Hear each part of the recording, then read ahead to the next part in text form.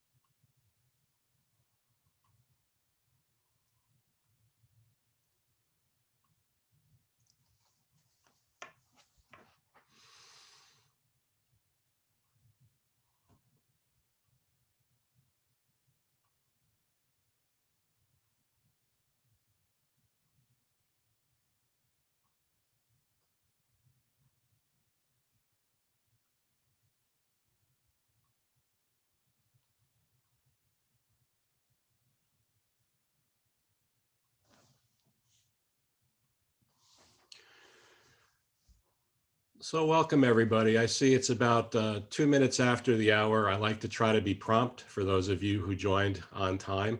Thank you for joining this Interwork Alliance webinar on securing DLT for the finance industry.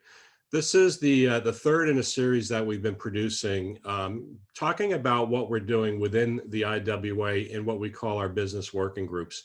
And if you're not familiar with the way that we're structured, what we tend to do is build our standards based off of use cases, right? So we've had previous webinars on the use case around sustainability or voluntary carbon markets. We had one just last week on maritime shipping and what's going on there with bills of lading. And today we're talking about security. Now, what's interesting about this particular webinar is that although we're focusing on finance, it's this broader topic of security covers lots and lots of use cases, both within finance and outside of finance. And the IWA, as I hope you know, is actually platform neutral. So the standards that we write for tokenized business use cases can run on any DLT. In fact, they don't even have to run on DLTs. They could be deployed to distributed databases as well. However, there's always security concerns in the underlying platform that will expose themselves up to the tokens. And so what we're exploring within this working group is how can we get the best practice for DLT security standards and make sure that the standards we're building in the IWA reflect that. And I hope I didn't steal too much thunder from my presenters. I've got two great folks here from DTCC, IWA member DTCC, who you can imagine are very concerned about security. And they're going to take you through what's going on in this working group, and we'll move from there. Just one point of process. We are recording this webinar. And if you have questions, please type them into the Q&A panel, not the chat panel. This will make it easier for us to get to the Q&A, at the end of the session. With that, I guess, Jyoti, I'm turning it over to you. Or Bill, I should say Bill. Bill, you're starting, right? Yeah. Thank you, Paul. You did such a good job in that intro. We can jump right into Q&A. Okay, no, but seriously, thank you and welcome to everyone. Appreciate you joining. Just a brief explanation of the company that Jyoti and I work for. It's the Depository Trust and Clearing Corporation, and we do two things. We take securities, so stocks and bonds, insurance policies, and so forth, and we digitize them. So they, in the past have been on paper, and over the last 20, 30 years, we've put it all on our computers. And what that equates to with the activity that occurs after all the trading is done during the day is our company processes hundreds of trillions of dollars every week, every single week. And last year we did $2.5 quadrillion in business. And so having said that, it's obvious that security is extremely important to us as an organization. And for the economic well-being globally, as well. So security and new technology are coming together in, as Paul mentioned, DLT and fintech and some of the new ways we're doing things that are a dramatic change from the way we've done business in the past. And we're doing those things within DTCC. So several years ago, a couple of us were chatting and we thought, well, we're building these products and we're going to have to make sure they're secure. How do we do that? Do we have all these mechanisms and methods and methodologies and products for securing non-DLT services and products? But there's not really anything out there, any methodologies or assessments or products or software to test the security of the DLT itself or the blockchain or whatever the protocol is. So we said, we need that in DTCC. And then because of our special role as the objective center of the economic transactions that occur in the US and to a large extent globally, we thought it would be in the best interests of the financial sector for this to be universal, for it to be open, for it to be standardized, because we get a lot more value that way than if everyone went out and did their own thing. And it'd be difficult to, a producer of a product to prove to a buyer of a product that they're, secure and they've been certified and assessed. And so we set out to do that, and we're doing that now through the IWA, as Paul mentioned. We have the Security Business Working Group, and our intent is to kind of in two broad areas. There are things that are common to most DLT-based systems in terms of security. There are just things that are across the board. If you're doing DLT, you've got to consider this in security, and you've got to assess it, and you've got to certify for it. Being agnostic, IWA will be dealing with multiple protocols, multiple products. And so there'll be the second major category of things that we'll solve for will be specific to specific use cases, specific protocols, and specific services. And so we'll do both of those simultaneously. We're going to begin with, which is the, I think the logical way to start, with solving for the other working groups that Paul mentioned that are already in progress for tokenizing businesses, the sustainability and the shipping and bill of lading working groups, and then expand out from there. Our specialty is finance, obviously, so we'll have a heavy emphasis on financial use cases and products and services. But again, what we do in that space will be applicable into other verticals and other industries as well. I think that's about all I wanted to say in terms of introduction. Jyoti has the presentation, and she'll walk you through the details of what we're actually intending to do. And we encourage participation. This is a give and get type of thing. The more we give, the more we'll get. It's all open, it's all free, it's all shareable. So with that, Jyoti, I'll turn it over to you. Thank you, Bill. Appreciate that introduction. It was wonderful. Thank you so much. And this slide just speaks to the two of us. I support Bill and his initiatives on building the DLT security framework. And now let's jump right into the topic. Tokens. Really excited to be here to share our perspective on the need for security and its importance, security being a critical pillar for the future of tokenization. So what is a token? A token in a nutshell is a digital representation of an asset. And what can be tokenized? Well, any asset can be tokenized. Real estate, sustainability, collectibles, land, gold, mines. In fact, I believe about a year ago, a $30 million luxury condo in New York City was the first major asset to be tokenized on blockchain. And tokens have a unique feature to it, right? Which we haven't seen before in specifically, specific digital assets, is that it has the ability to be fractionalized. Fractionalized means a previously large non-liquid asset could be split into smaller, more liquid components. What does it do? It creates great freedom in trading of these assets. It improves process efficiency, gives you on that, the ability to transact on a digital platform, and creates additional sources of value. Ability to tokenize and fractionalize assets is giving more opportunities to create newer business models. Now, the next question that the industry is asking is, how do I do this right? And what does it take to scale?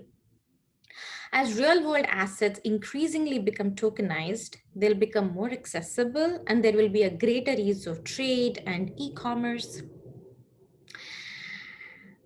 As we move into imagining newer business models, newer ecosystems of values are evolving. So various industries, right? We come from financial services industry, but we see use cases popping up in insurance, healthcare, retail. So as this fungible aspect of a token is creating newer opportunities and investment models, especially to a class of population, these assets were previously unaffordable. I like to give this example. Like, let's say, for example, there's a stock of, that's priced at $1,000. If you had to buy a stock, you have to be able to afford $1,000 stock. But today, the same $1,000 stock could potentially be tokenized into 1,000 tokens. So imagine the affordability factor. Instead of having to pay for 1,000, you get to pay for a few tokens and still have ownership. Imagine tokenizing a home that's worth $300,000, not being able to afford previously. Of course, today you could, maybe own 30 tokens and be 30 tokens owner of that asset. So as barriers begin to fall, institutional adoption of digital assets is also increasing. Blockchain enables decentralization. That's the beauty of it. But tokenization is actually enabling democratization. I believe we stand at a cusp, at an opportunity of a lifetime to see this paradigm shift, because the future of money is changing as well. More than 40 central banks are looking at CBDC and promises coming through from various nations. New types of assets are emerging, especially in the digital asset class. And what will be traded? Any asset that can be traded will be traded on the exchanges. And amongst all of these industries that you see, sports is not far behind. In fact, one of my first attractions to tokenization concept was when NBA superstar Spencer Dinwiddie tokenized his sports contract. It was a 3-year contract. He tokenized it on the blockchain platform, allowing investors to invest in his success. Additionally, there are real estate use cases, startup token investments coming up, increasingly becoming more and more accessible.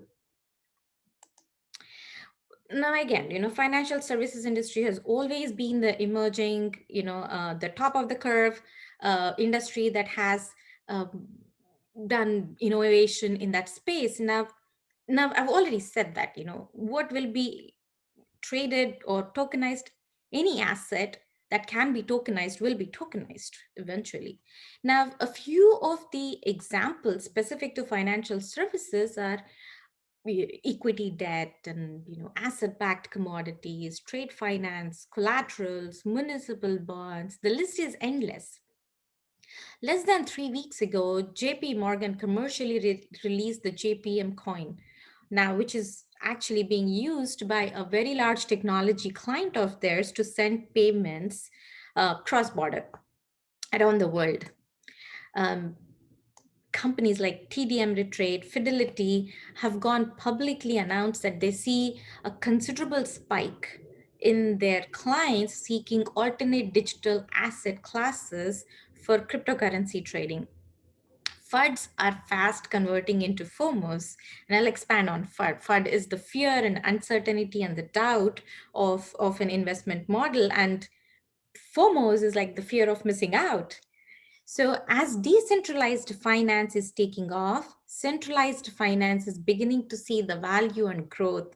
So more and more use cases are seen emerging towards democratizing these financial services.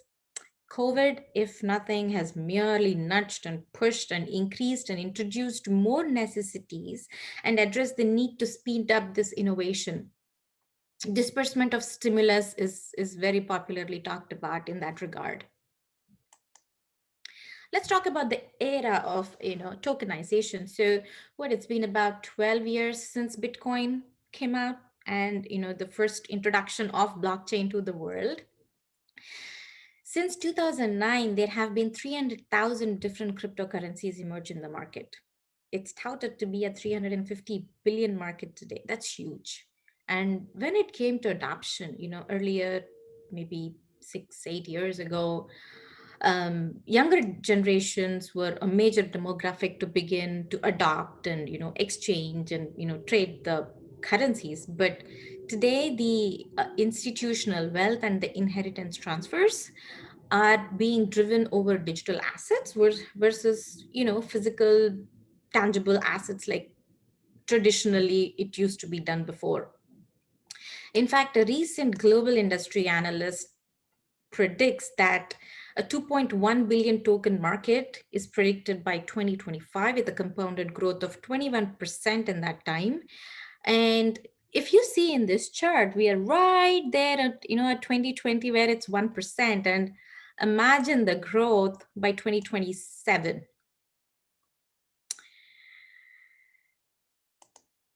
Let's talk about tokenization challenges. So the real world assets is a challenging problem that requires not just innovative solutions, but they have to go beyond technology. The main obstacle to tokenization of many types of assets is legal in some regard, technical standards in some regard, regulatory uncertainty, in some regard, and tokenization standards. The legal framework in most jurisdictions is not prepared for transactions that use blockchain. So, various reasons of like nodes of decentralized ledger can span multiple locations around the world. It's often difficult to establish which jurisdictions, laws and regulations apply to which application. So as the legal frameworks, and the legal validity of these transactions and the documents and the ledger data, the evidence of possession, as all of them are being solved, it is still not a resolved problem. It's still evolving as we speak. And another major issue is that there is no commonly used technical standard for platforms, that operates with tokens. So from listing out our challenges across various use cases, I seem to hear, whether when you attend conferences or you speak to, regulatory personnel, in panel conversations, the top three concerns is frameworks and standards. So it's clear that there are a number of risk management concerns for any organization wishing to adopt technology. And of course, we can't slip past out the tokenization standards, which is where IWA is already focused on solving that problem for us. But before we hit the other aspects, of this slide, I don't want to slip past without highlighting what the regulatory concerns are and why are they really valid. So let me take a moment to highlight, and what you see here, on this slide is, please believe me, it's just one, regulatory body's concerns. We have 6 on the USA. Our landscape of regulatory bodies is 6 within North America. So security happens to be a very, very serious concern with respect to DLT and blockchain. Whether it is ransom attacks, where victims pay the hackers ransom, or, or forced to pay the wallet attacks, and, the currency conversions, the virus attacks on these systems, just to name a few. In fact, why, let me go back as early as yesterday evening. I had an article in my inbox that said a total of 4 flash loan enabled exploits were registered, in the span of last 1 week. Amounting to a total of, um, a bank's theft of 3.3 million, and an Acropolis with 2 million, and a valuable DeFi, with a whopping 6 million exploits, and a protocols, origins loss of 7 million. So in total, the hackers stole about $18 million, which by their own, the admittance of the reporting agency is not that much. In fact, October's exploit of, a finance company was much larger. So it's becoming, this kind of news are becoming more and more prevalent. So obviously the regulatory concerns will be mounting. How do we solve for that problem? Of course, education and advocacy are very important. They will enable us to a certain degree. And regulators have also opened the doors for innovators to come forward and discuss. They're opening up sandboxes in their own space to innovate, to bring them on board. So they are at the table now and this minute. And as lawmakers further define these regulations around digital assets, and risk-averse organizations will become more comfortable with experimenting the blockchain-focused solutions or DLT-focused solutions. What we need to do is work hand in hand to eliminate the FUDs. Again, the FUDs is the fear, the uncertainty, and the doubt. Now let's talk about the technology risk considerations of, tokens, and please bear that this is, barely the start of the list. The biggest challenge for token platform adoptions today is interoperability, and I know for sure everybody would agree with me on that aspect. There are many blockchain networks that have evolved today, each with its own set of fascinating offerings, but these networks don't talk to one another. There is no seamless way to transact efficiently at scale. Industries are yet again dealing with fragmentation.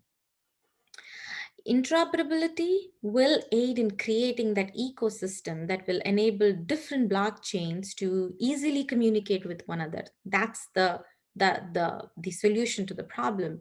And this is very critical, right? It's very critical in a world where enterprises depend on greater levels of collaboration and interaction. In fact, I believe it's the key to mass adoption. And on this slide, I have mentioned security, but please hold the thought on security as I'm building my segue into the next section.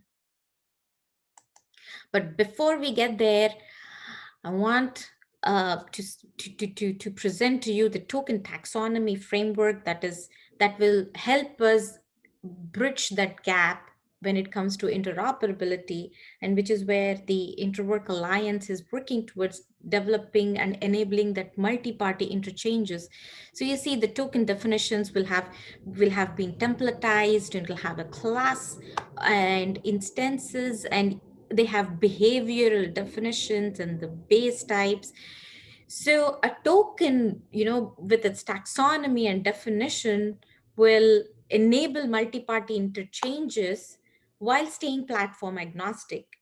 And this is what will bridge the gap between technologies, because this development of this initiative is technology agnostic, but it will also reduce the gap amongst people working in these aspects, whether it is business executives, regulators, or roles. It will be the common language that everybody will be able to speak, and they will be able to work together to model existing and define newer business models based on these tokens.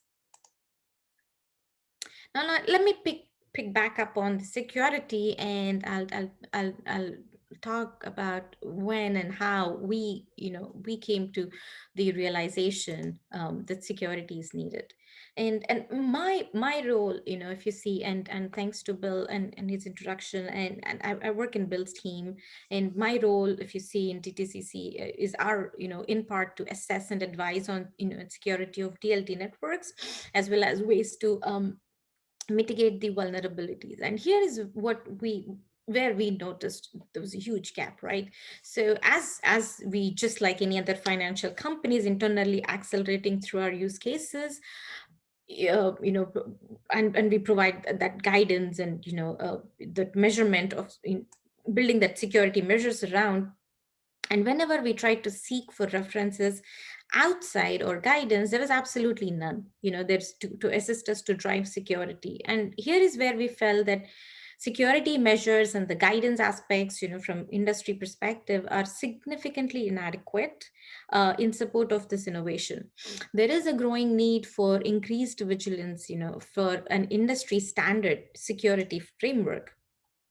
And owing to that need, we published a white paper, and it's called The Security of DLT Networks, which recommends establishing a comprehensive industry-wide DLT security framework to review the existing guidelines, assess the gaps in approach to DLT security, and stress on the needs of increased standards.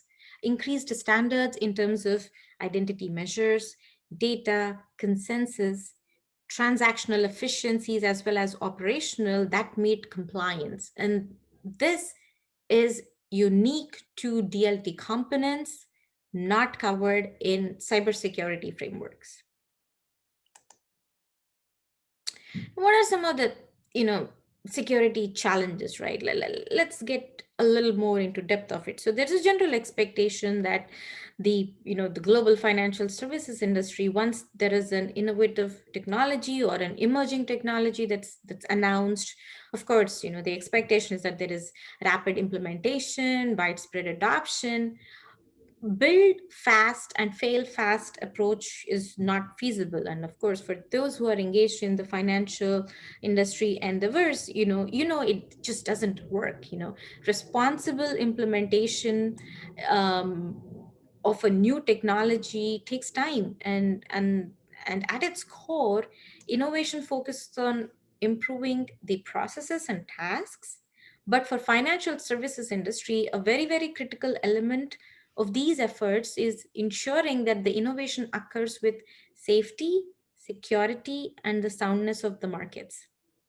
And the financial services industry has been using technology for transaction processes for decades. And these efforts primarily focus on delivering upon the same objective to mitigate risk. There are others that fall behind with the, reducing costs, improve efficiency, but most important aspect is to mitigate risk, and that is where we are coming. Now, as I have alluded even earlier in my presentation, that DLT provides a variety of value propositions, not just for financial services industry. Of course, we've seen other industries also, which are fast innovating in the space. For a few years now, we've noticed that the pace of innovation is aggressively picking up in use cases pertaining to digital assets and tokenization. Cryptocurrency has been, of course, coming along for the past decade. Now we've come way past the POCs, right? You've seen JP Morgan has gone live, production grade deployments using different protocols are, coming about. Regulators and financial system stakeholders are no more evasive to discuss the disruption. There's no more internal conversations to the companies. They're coming out and talking about their innovations and and emerging solutions. CBDCs is global favorite, and it's evaluating, and a sense of change when it comes to the future of fiat is likely to change. So I will walk through a few aspects as mentioned in our white paper to explain our intent and reasoning for seeking that industry support, when it comes to. So if you're looking for cybersecurity guidance, there are very comprehensive frameworks coming from standards bodies, whether it is NIST and OWASP and ISO.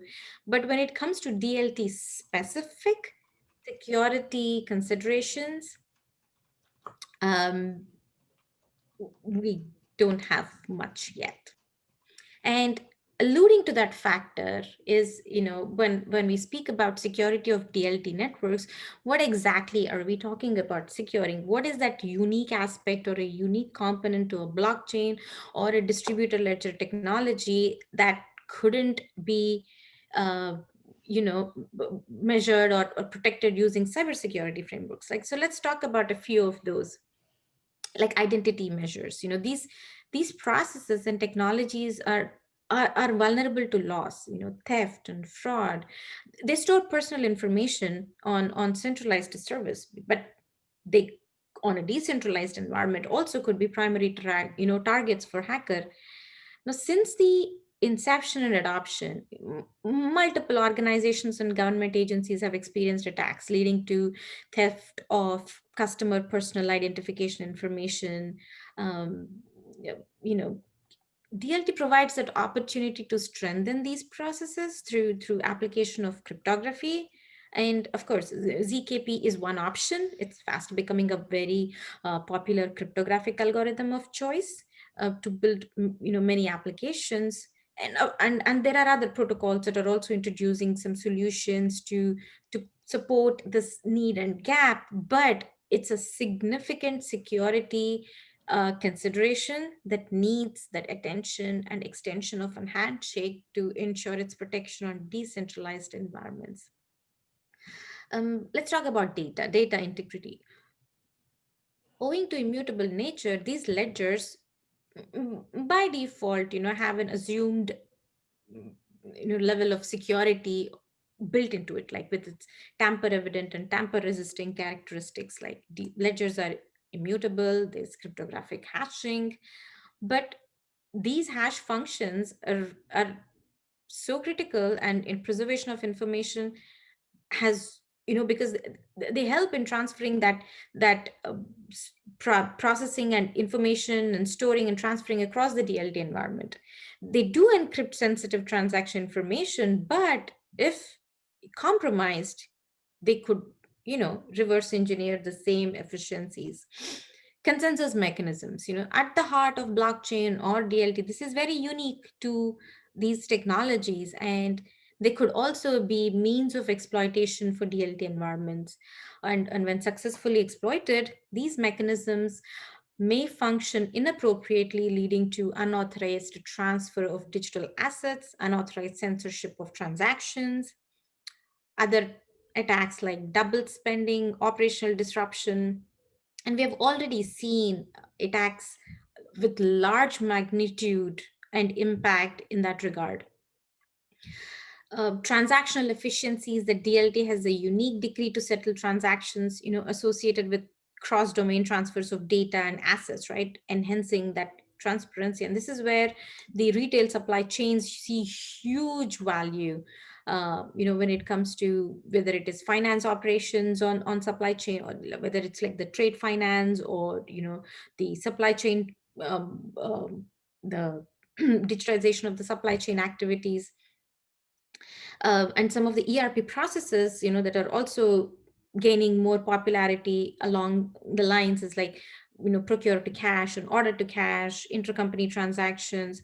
So DLT is giving that excellent segue to provide real-time visibility. Previously, these processes used to be a 24-hour life cycle, of data exchange, via EDI platforms. But today, these ERP processes are extremely moving, significantly fast moving from that monolithic environments to data transfers that are happening in real time with real visibility for these companies. So we built, what are the security assurance considerations, for a DLT environment, right? This chart comprises the most frequently mentioned DLT security and general IT security categories. It's comprised of more than 150 plus subcategories in these, but I believe it's data gathered from 20 plus guides, assessments, and this was done during our white paper initiative. And you see the size of the blocks is indicative of the count of organizations that have mentioned that that category as a part of their, is a consideration as part of their DLT security aspect. But while this chart obviously does not comprise of exhaustive search of all security related considerations and publications, it does provide a high level insight into commonly researched and utilized considerations. And what we are alluding here is that we have some commonalities across organizations, right? Whether it is financial services industry or other industries, it is clear that organizations have thought carefully about their DLT environments, how they will be impacted with whether it is identity or authentication, access, controls, secure coding, governance and compliance, and network security. But the size of the blocks, the blocks that have received less consideration or less impact is, a collective thought is incident management, transactions, and in business continuity related to DLT. These measures are, again, will be very different. So as such, it is not just imperative that organizations categorize their security protocols in a manner that's consumable, but it's also important that these categories are considered in the implementation and continuous maintenance of a secure DLT environment. And here we come to the baseline considerations for distributed ledger technologies. So in the development of this, the baseline, what we try to stress is that the foundational elements for a security function, its functional domains and the areas for incremental program enhancements are very, very critical. You tie those things together. Some traditional IT considerations may help users gain comfort and strength with DLT specific. However, there is additional coverage that may be required to ensure that DLT specific security considerations are addressed in its as a wholesome solution. And so although traditional IT security, like I mentioned, maybe comprehensive cybersecurity frameworks, they do assist in some aspects towards DLT security, there are still very, very specific nuances and risks which require additional security controls that goes above and beyond the standards that are already employed for traditional IT environments. So it's promising to note that in my earlier chart, if you see the block, that illustrates some very key security domains that many organizations have considered and highlighted. These key domains must be addressed beyond traditional IT security literature. Security domains such as, if you see here, the incident management, business continuity, and threat and vulnerability should also be considered for DLT. And I'm stressing that on that point one more time, because given the nature of immutability, these specific DLT concerns can be extrapolated across other IT security domains. So it becomes prudent that these differences in mind, these differences of feature set are evaluated by the organizations to build on and have that specific security domains covered within your controls. With that, we set out with a call to action. So given the variety of use cases you've seen, there's no one size fits all approach to DLT security. So however, there is a possibility of a reliable, comprehensive framework to follow when approaching, in terms of securing your initiatives, regardless of the use case, regardless of the industry, and agreed upon standards will help prove so invaluable to making such a framework possible. So with that in our minds, with the security assurance and the baseline figured, the unique aspects of DLT, we set a call to action, inviting all financial industry stakeholders to collaborate and contribute to the best practices that eventually will develop into an agreed upon standard. And these standards that will allow for DLT interoperability. So please bear where I'm trying to connect the dots is interoperability is where Interwork Alliance is helping us to find the solutions when it comes to token standards. And interoperability, security towards DLT interoperability is where we are coming in from, our approach to build that agreed upon terminology, to streamline our governance protocols, and share that vernacular between multiple implementations, thus reducing the risk of fragmentation of ecosystems. These ecosystems seek collaboration, and when they seek collaboration, many aspects have to come together, and security is a very, very, very critical aspect.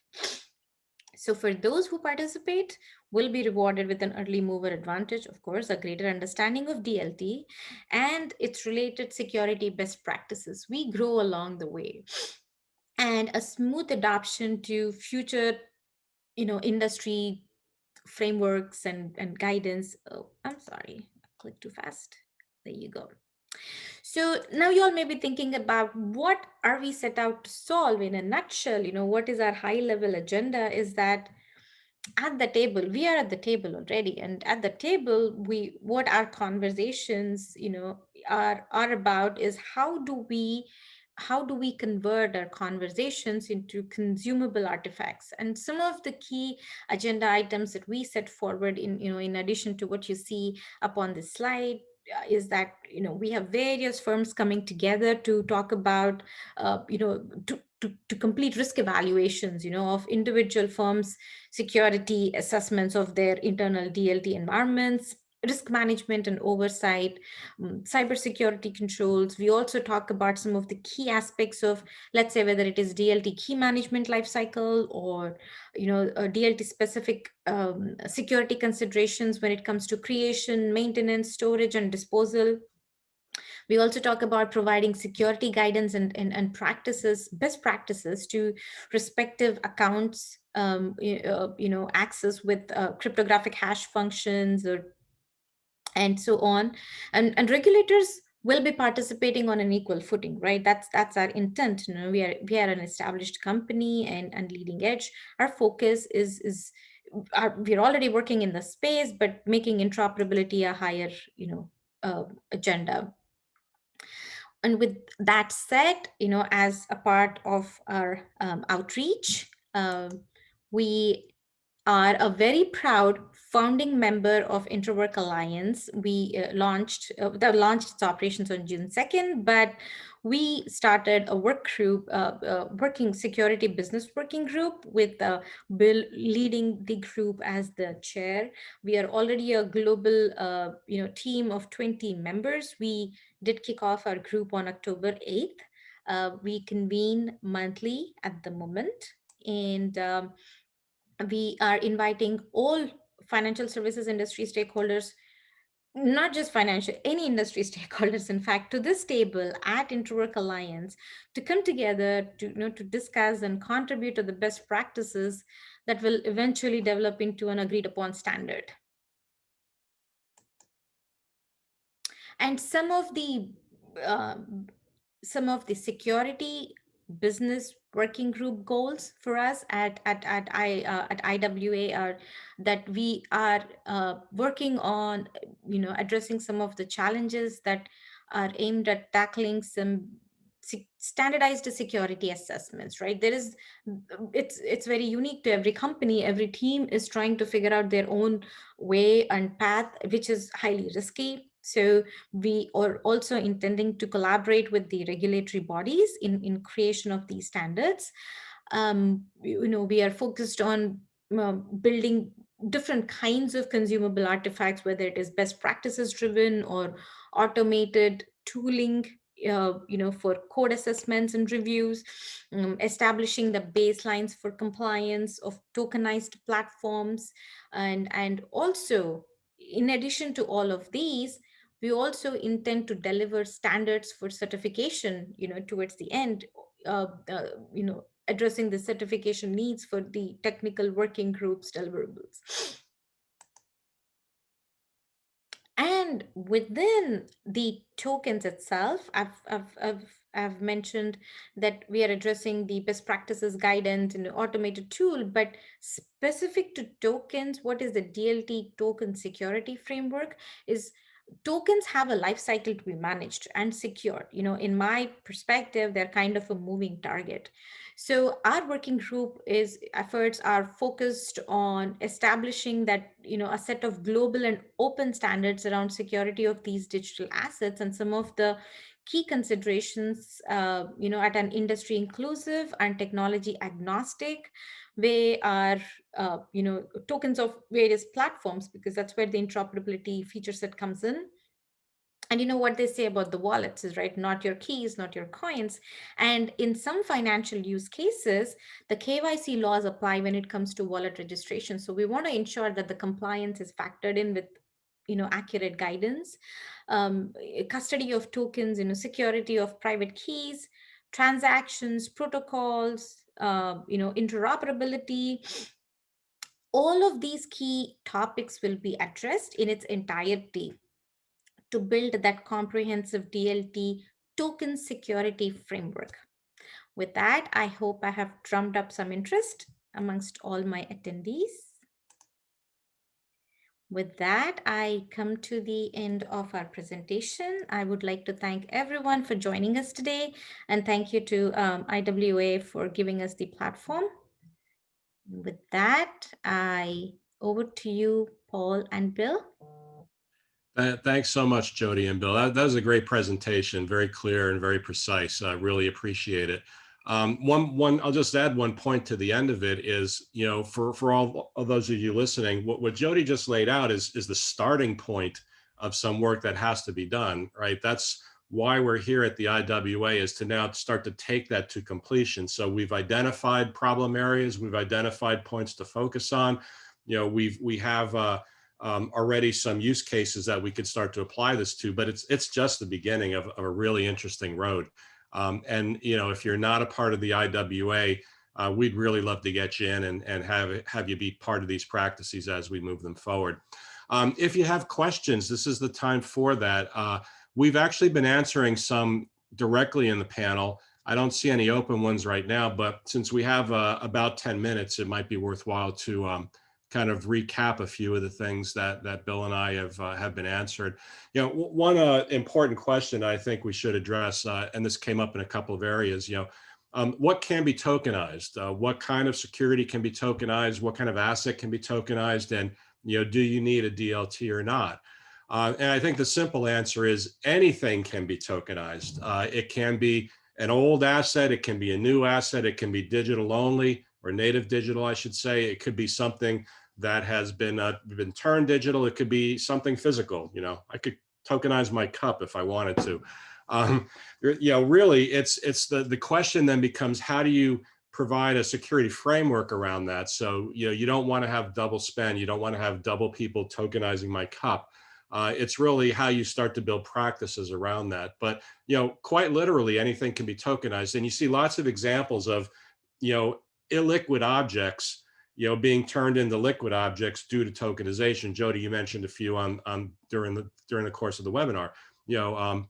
Large office building, now we can share ownership of that. Even if there's a share of stock that costs too much for me to own one share, maybe I own a fraction of the share. So all of that is available. And should it be on a DLT or not? Well, that's kind of an age-old question.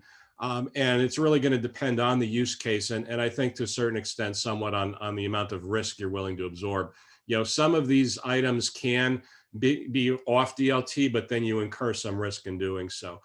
So, you know, that's always going to vary a little bit going forward. You know, now a new question: may a DLT become a superior? I don't quite understand. AMGO alert someday. Thomas, I'm not sure I quite understand the question. Bill, if you do, maybe we could just pipe in on that. But, you know, in the meantime, here was a good question. You know, why do we need a new regulatory framework? Why doesn't the current legal framework cover this? And, you know, Bill put in a few comments about the regulatory framework being a subset of everything that's going on. It's going to have to include some additional methodologies, some additional some things that aren't there today, right? So current frameworks are good, but they're not all encompassing of this area. And you guys pipe in when you want. I'm just kind of reading through some of these things. Oh, there was a question about the ISDA CDM. This is the derivatives standard that comes out of ISDA, and I do have a little familiarity with this. You know, this is a standard that talks about the whole business process of trading derivatives, right? You know, do A, B, C, D, E, F. You know, this is the way that you actually go about doing that. It's a bit higher level than what we're talking about here. You know, what we're talking about here would be the tokenization of the derivative as an item of value. And we also provide interfaces to that tokenization that provide certain common characteristics, such as, you know, is the derivative insurable, for example? We would provide an interface to that. But at the IWA, we're not focusing on that contractual level.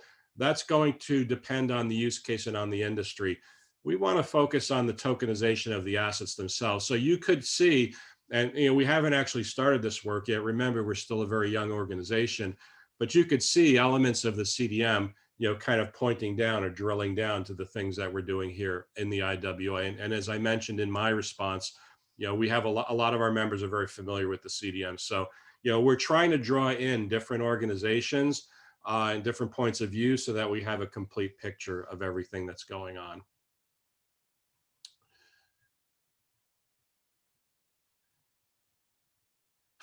All right, Bill, maybe I'll leave this one for you. With everything being tokenized, do you see the standard for trade and exchange settlement becoming T0 by 2027? That's an age-old question. I don't want to touch that one. Bill, if you're talking, you're on mute. I was answering on the, I was typing in an answer, but the answer is basically that we do what our customers want. We're a wholly owned company by our what we call participants. So the big banks, brokerage houses, and so forth. And so if they would ask us for T+0, we could do it. The question is, are they going to ask us for that, or have they asked us for that? And there are many considerations having to do with the various businesses that they're in terms of inter-day settlement and netting and end-of-day processing and so forth. So it's an undecided discussion at this point, and it is actively being discussed and has been for quite some time. I don't think we have the answer. There's no great demand or incredible request for it at this point. But it is still, as it has been, as Paul mentioned, being discussed for quite some time. Thank you, Bill. Yeah, that's a comment that's been around for forever. I'm not seeing any other questions opening up. Do you guys want to just make like a wrap up of any sort, or you know, we could end, you know, 5 minutes early if we think we're done? I'd just like to second Jyoti's thanking Paul and the rest of the IWA for hosting us and having us on, and allowing to form this working group within the IWA. This is, like Paul said, just the beginning. this is a very high level overview. We've identified some broad areas that need work and development in. The real action will get started shortly, and there'll be all kinds of interesting things for various groups of people. There's going to be open source software. There's going to be guides. There's going to be assessments. There's going to be a little bit of something for everyone. And again, it's going to be a give and take type of thing. You'll get a lot out of it, and we expect and hope that you'll provide a lot to it as well. And again, thanks to Jyoti and Paul. Fantastic job.